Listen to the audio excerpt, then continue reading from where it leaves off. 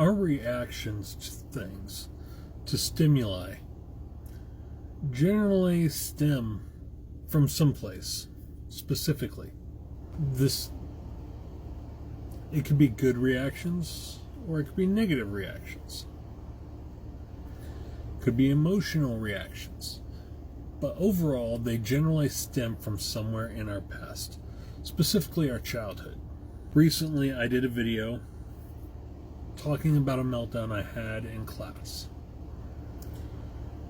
Now, I was listening to an audiobook, Uniquely Human, which was recommended to me after my autism diagnosis. And I was listening to chapter 5 in it. And the doctor who wrote the book was talking about how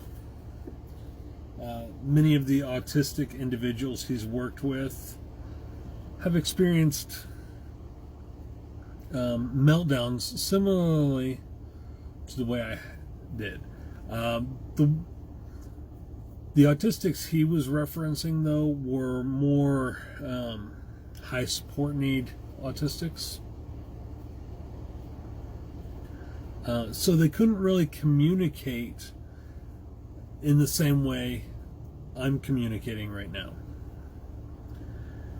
And so this doctor had to play detective to figure out what was causing the meltdown and why. So I began thinking back on all the times that I felt overstimulated in that way to cause a meltdown, to cause a shutdown, to where I would go nonverbal. I spoke about this one other time in my multicultural counseling class. And is generally brought on by being corrected publicly, but not only being corrected publicly, it was that on top of being interrupted in order to be corrected. And I realized the reasoning for this was because back when I was in elementary, middle school, high school, I would often be participating in class, and if I said something the teacher didn't agree with or another student didn't agree with, they would interrupt me and they would correct me in front of all my peers, which was very embarrassing for me. And so that stuck with me. But it wasn't just in school that this happened. This happened with family, with so-called friends. It happened in peer groups.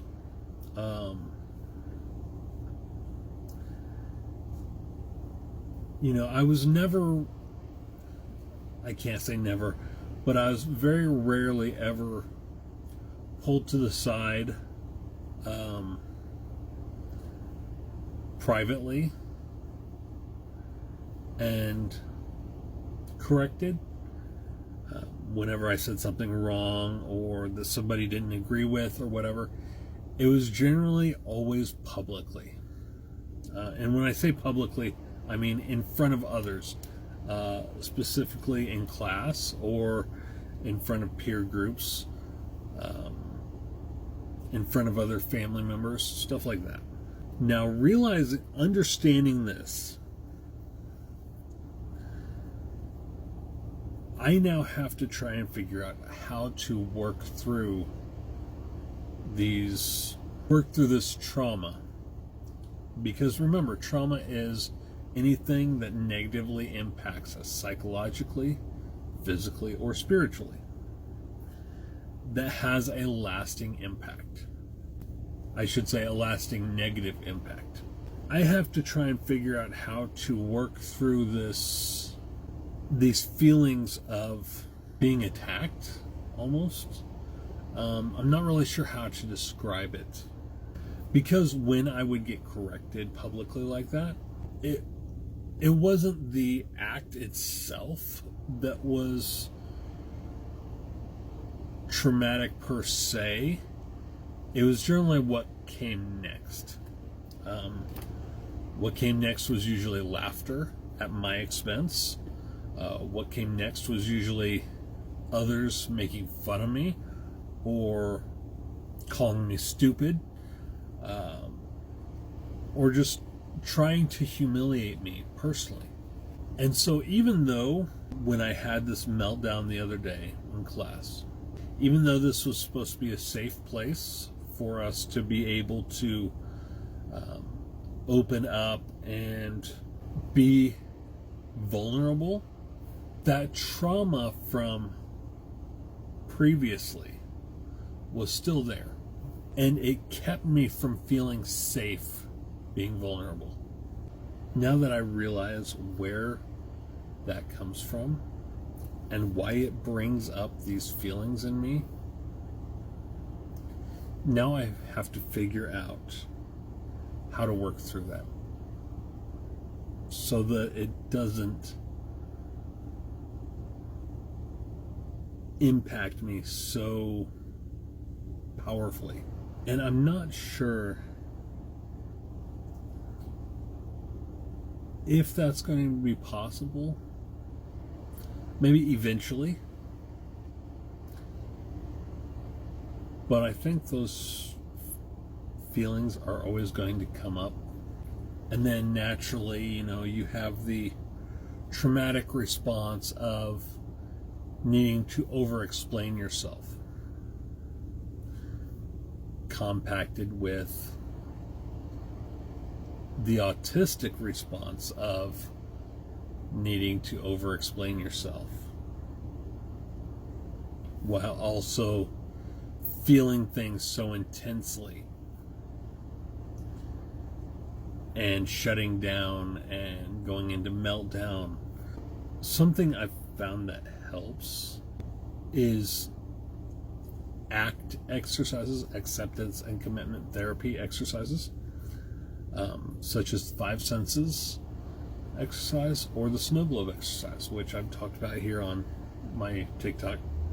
But also stimming helps me as well, to regulate. Having my blanket, the one with the satin binding that I like to rub, it helps to ground me, helps to ground my senses. Also pacing. Oftentimes while in class, we're live on camera in class. And I feel like pacing. I want to pace. But at the same time, I don't feel safe pacing. I feel judged, even if I'm not. Even if it's supposed to be a safe space to be vulnerable, because of that past trauma, I don't feel safe. And so that adds to the overstimulation, that adds to the shutdown and the meltdown and everything. And it's only now that I'm realizing this, now that I've received my diagnosis, now that I'm understanding more about my past trauma, now that I'm accepting who I am and beginning the process of unmasking,